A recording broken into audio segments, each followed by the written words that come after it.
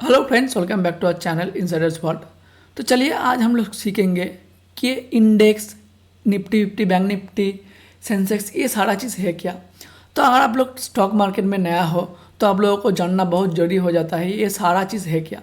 और अगर कुछ लोग ये स्टॉक मार्केट में है, कुछ दिनों से है या फिर समझने की कोशिश कर रहा है, तो उन लोगों को ज़रूर पता होगा ये सारी चीज़ है क्या। तो देखो, Nifty fifty, bank Nifty, Sensex, ये सारे चीज़ को बोला जाता है इंडेक्स। मान लो निफ्टी फिफ्टी, इसको बोला जाता है एक इंडेक्स, या फिर बैंक निफ्टी, उसको भी बोला जाता है इंडेक्स। तो आपको मन में सवाल आ रहा होगा ये इंडेक्स है क्या। तो देखो, उसको समझने से पहले मैं एक सिंपल एग्जांपल ले रहा हूँ इंडेक्स का। मान लो आपको एक बास्केट दे दिया गया, एक बास्केट, और आपको बोला गया कि कुछ सामान लेके आओ। वो सामान हो सकता है कुछ शुगर हो गया, कुछ मेडिसिन हो गया, या फिर कुछ खाने की चीज़ हो गया। ये सारे चीज़ मिला के आप लोग मानोगे 10 चीज़ का एक सामान ले आने के लिए बोला आप लोगों को, और 10 चीज़ ये थैली का अंदर रखोगे, आप इस बास्केट के अंदर रखोगे, और आप लोग मार्केट में चले गए। तो मार्केट जाने के बाद आप लोग जो सामान खरीद लोगे वो सामान एक थैली का अंदर रखोगे। तो इस थैली को ही बोला जाता है जनरली इंडेक्स। तो मैं अगर एग्जांपल लूँ सिंपल, तो निफ्टी फिफ्टी एक इंडेक्स है, इस तरीके का एक थैली है जिसके अंदर इंडियन स्टॉक मार्केट में से जो स्टॉक है वो इसके अंदर लिस्टेड है। तो कौन कौन स्टॉक इस निफ्टी फिफ्टी के अंदर है वो हम लोग कैसे पकड़ पाएंगे।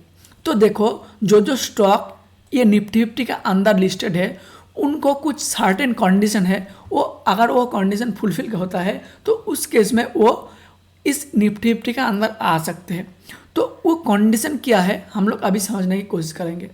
तो देखो, कंडीशन जो फर्स्ट कंडीशन आ जाता है तो उस कंडीशन में से है एक सेक्टर हो सकता है। मार्केट में, हमारा इंडियन मार्केट में कई सेक्टर है। तो यहाँ पर आप लोग देखोगे ये सारा सेक्टर हमारा इंडियन मार्केट में लिस्टेड है। यहाँ पर financial sector, information and technology, oil and gas, ये सारा मिलकर आप लोग देख सकते हो। हेल्थ केयर हो गया, मेटल्स हो गया, ये सारे सेक्टर हमारा इंडियन मार्केट में लिस्टेड है।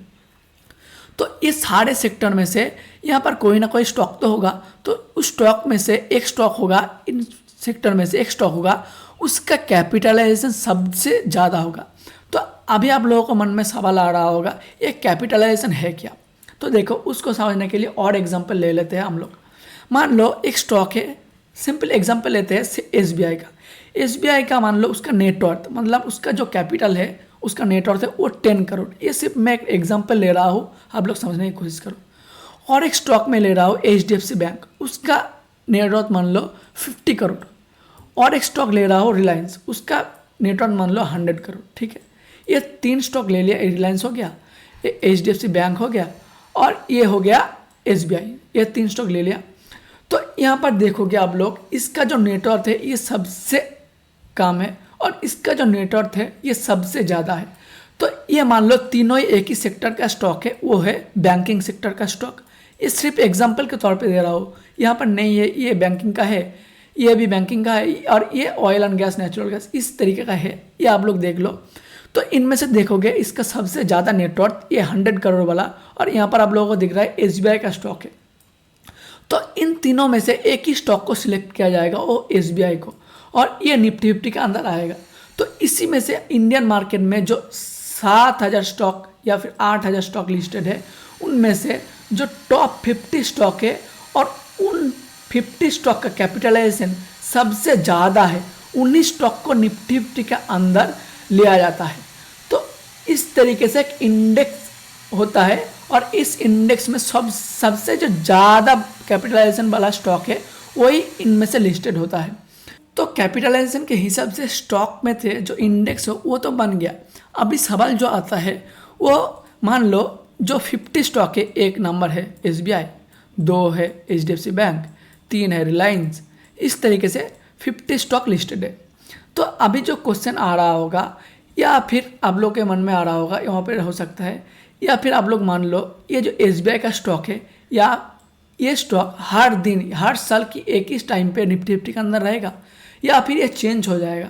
तो देखो, यहाँ पर एक कंडीशन के हिसाब से वो स्टॉक निफ्टी फिफ्टी के अंदर बाहर हो सकता है, और कुछ कंडीशन के हिसाब से वो स्टॉक निफ्टी फिफ्टी के अंदर जा सकता है। तो वो कंडीशन क्या है। तो कंडीशन में और एक एग्जांपल हम लोग ले लेते हैं। मान लो SBI निफ्टी के अंदर लिस्टेड है और उसका जो नेटवर्थ है, मतलब उसका जो कैपिटलाइजेशन है वो मान लो 10 करोड़ का उसका कैपिटलाइजेशन है, ठीक है। और HDFC बैंक का जो कैपिटलाइजेशन है, HDFC बैंक का जो कैपिटलाइजेशन है वो है 9 करोड़। अगर इस तरीके से देखोगे तो यहाँ पर आप लोगों को दिख रहा होगा तो SBI का कैपिटलाइजेशन ज़्यादा है, तो उन केस में ये तो निफ्टी के अंदर रहेगा। बट क्या हुआ, अगले 10 साल बाद इसका जो कैपिटलाइजेशन हो गया वो बढ़कर हो गया 100 करोड़, 100 करोड़ हो गया। बट इसका जो कैपिटलाइजेशन 10 साल का बाद हो गया, वहाँ पर देखोगे ये हो गया मान लो 200 करोड़। तो यहाँ पर आप लोगों को क्लियर कट दिख रहा है कि ये 100 करोड़ ज़्यादा है SBI के कंपैरिजन में। तो यहाँ पर दो चीज़ होगा, ये जो SBI का स्टॉक देख रहे हो ये अभी निफ्टी से निकल जाएगा और जो ये HDFC का बैंक है ये निफ्टी के अंदर आ जाएगा।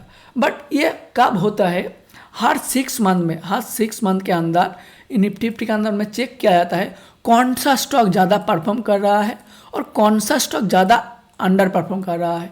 जो स्टॉक आउट परफॉर्म कर रहा है उस स्टॉक को निफ्टी 50 के अंदर रखा जाता है और जो स्टॉक अंडर परफॉर्म कर रहा है उसको निफ्टी के अंदर से निकल दिया जाता है। तो जब भी निकल दिया जाता है उनमें से मान लो एक स्टॉक HDFC था और इसके बगल में और एक स्टॉक खड़ा था रिलायंस। तो जब भी HDFC बैंक निकल जाएगा तो एक ना एक स्टॉक को तो ले आना पड़ेगा, तो उस केस में रिलायंस को इस जगह पर ले आना पड़ेगा। तो मान लो इस तरीके से निफ्टी 50 के अंदर 100 स्टॉक लिस्टेड है, 100 स्टॉक लिस्टेड है। तो कौन सा स्टॉक कब ले आएगा निफ्टी 50 के अंदर, तो मान लो ये स्टॉक अभी भी खड़ा है और 2 नंबर स्टॉक जो है, मतलब ये मान लो 48 स्टॉक है, मतलब इसका जो कैपिटलाइजेशन है वो 48 नंबर से आता है, ये 49, ये 50 और एक स्टॉक ले रहा हो ये 51।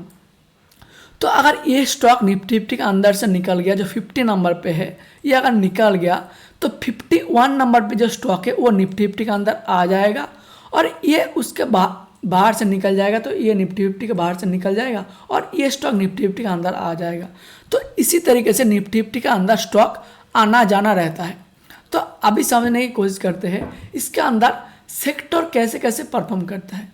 तो देखो इनमें से कई भी सेक्टर आप लोगों को दिख रहा होगा, यहाँ पर दिख रहा होगा आप लोग, financial sector, information and technology, oil and gas, automobile, इस तरीके से टेलीकम्युनिकेशन, हेल्थ केयर, पावर, इस तरीके से ये सारा सेक्टर इसमें से एक्टिव है। और इन सेक्टर में से कुछ कुछ स्टॉक को लिया जाता है जो उसका कैपिटलाइजेशन सबसे ज़्यादा है और उसको निफ्टी के अंदर रखा जाता है।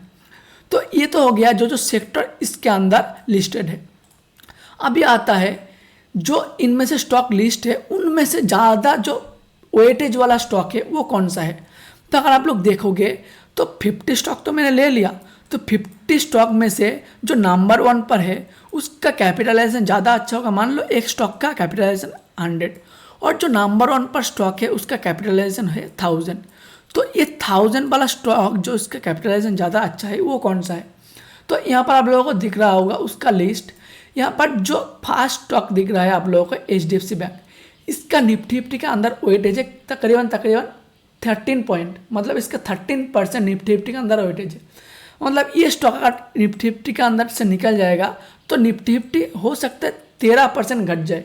तो इस तरीके से रिलायंस का वेटेज है 9%, 8%, ICICI बैंक का है 9%, इन्फोसिस का है 5%, भारती एयरटेल का है 4.5%, लार्सन एंड टुब्रो का 3.85, ITC है, टाटा कंसल्टेंसी सर्विस है, एक्सिस बैंक और स्टेट बैंक।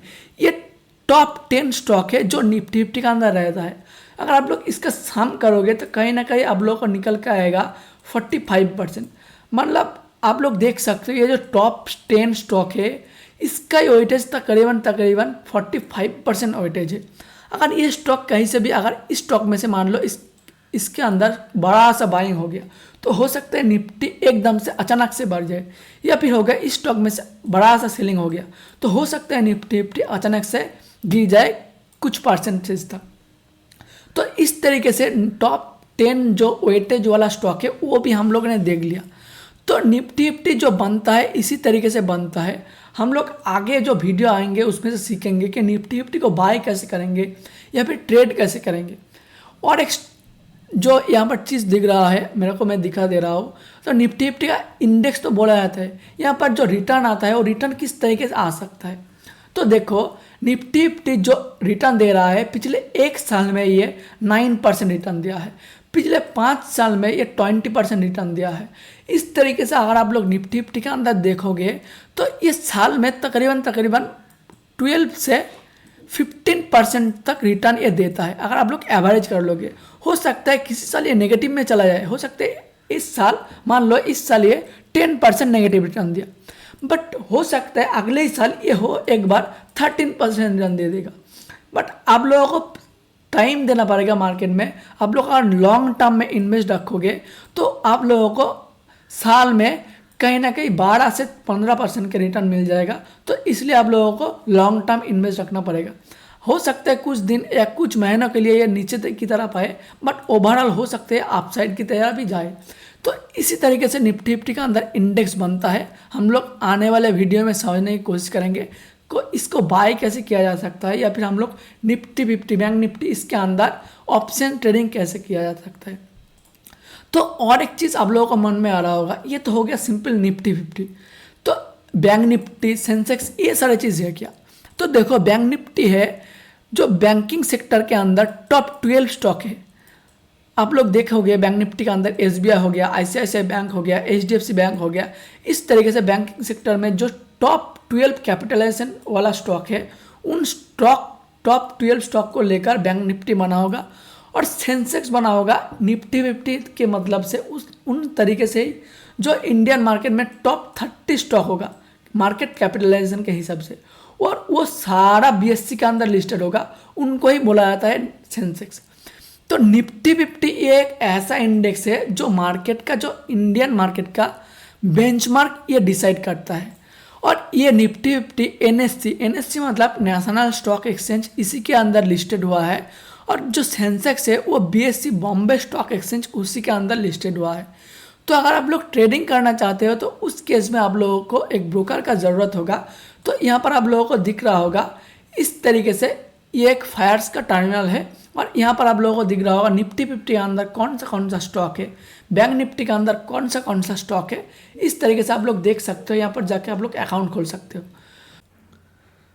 तो इसी तरीके से निफ्टी बैंक निफ्टी सेंसेक्स इसको रिप्रेजेंट किया जाता है।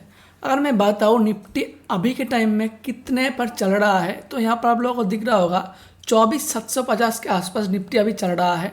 अगर आप लोग बैंक निफ्टी का चार्ट देखोगे तो उस केस में आप लोगों को दिख रहा होगा कि बैंक निफ्टी अभी 55,500 के तरफ चल रहा है, और यहाँ पर आप लोग दिख रहे हो बैंक निफ्टी अभी ऑल टाइम हाई के आसपास चल रहा है।